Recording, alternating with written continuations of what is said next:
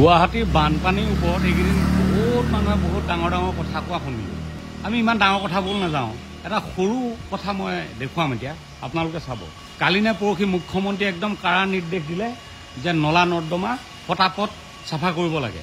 আচলতে এই কামটো বহুত আগতে হ'ব লাগিছিল, কিন্তু বা হ'ল বাৰিষাই চাফা কৰিবলৈ দিছে। কিন্তু কৰিছে কি চাওকচোন, এয়া এইবোৰ কালিয়ে উঠালে নলাৰ পৰা উঠাই এনেকৈ দমাই দমাই থৈ দিছে। তেওঁলোকৰ এটা অসুবিধা আছে, মই বুজি পাওঁ, সেইটো হ'ল কি লগে লগে উঠোৱাৰ লগে লগে নিব নোৱাৰে, কাৰণ পানী থাকে নহয়, অলপ পানীটো নিগৰি যোৱাৰ পিছত লৈ যাবলৈ সুবিধা হয়।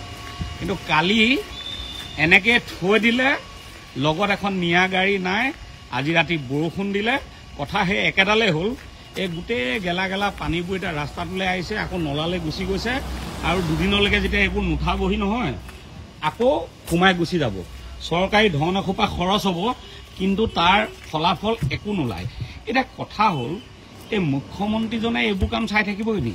ইয়াৰ এটা নিৰ্দিষ্ট বিভাগ আছে, বিভাগটো অকণমান ষ্ট্ৰিক্ট কিয় নহয় যে এনেকৈ কামটো কৰিছে, লগে লগে জাবৰটো তুলি নিয়া এখন গাড়ী লগত কিয় নাথাকে? তেওঁলোকৰ এনেকৈ থৈ গুচি যায় এসপ্তাহ দুসপ্তাহলৈকে, তাৰপিছত এইবোৰ এতিয়া ৰ'দ দিলে মানে ইয়াৰ ধূলিটো আমাৰ নাকত সোমাবহি। এয়া জনস্বাস্থ্যৰ কাৰণেও একেবাৰে ভাল কথা নহয়, মানুহবোৰ বেমাৰত পৰিব। আকৌ বৰষুণ দিলে এইখিনিয়ে গৈ আকৌ তাত সোমাবগৈ, নলাটোত সোমাবগৈ। এই কামটো দক্ষতাৰে কৰিব পৰা বিভাগীয় বিষয়াসকলে কি কৰি আছে?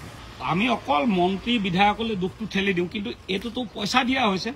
এতিয়া ইয়াৰ লগে লগে এখন গাড়ী মানে লেবাৰে যেতিয়াই এইখিনি উঠোৱাৰ লগে লগে উঠাই নিবলৈ এখন গাড়ী কিয় দিব নোৱাৰে?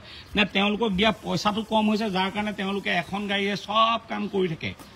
মোৰ মতে এইটোৰ ওপৰত খুব তাৎক্ষণিক সিদ্ধান্ত হ'ব লাগে। কাম চলি আছে এতিয়া গুৱাহাটী অলিয়ে গলিয়ে, কিন্তু কথা একেটাই হৈছে আৰু একেটাই হ'বগৈ।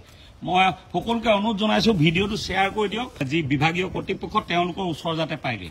ধন্যবাদ।